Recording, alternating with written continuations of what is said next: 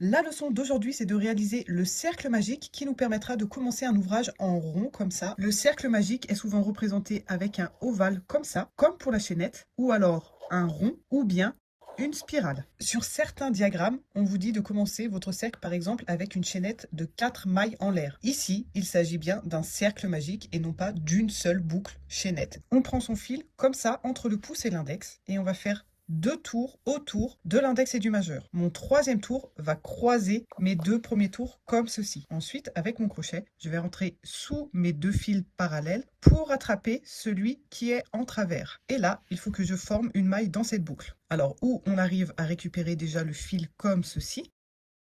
Si il est difficile d'attraper la maille ici sur le doigt directement comme j'ai fait, vous pouvez sortir les doigts ici de la maille et vous pouvez ensuite utiliser vos doigts libres ici pour former la première maille avec un jeté qui passe dans notre boucle.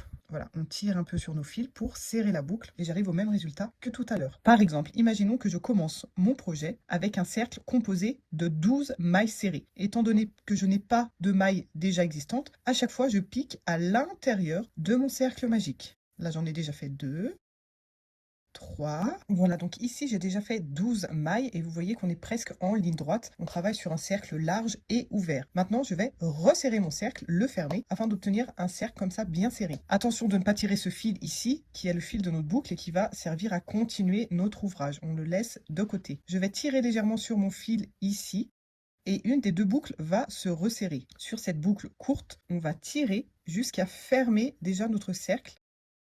Donc je tire sur mon fil. La boucle courte sur laquelle j'ai tiré est devenue grande et la deuxième boucle a disparu. Maintenant, je n'ai plus qu'à tirer sur mon fil ici pour faire rentrer la petite boucle. Je remets le crochet ici dans l'ouvrage.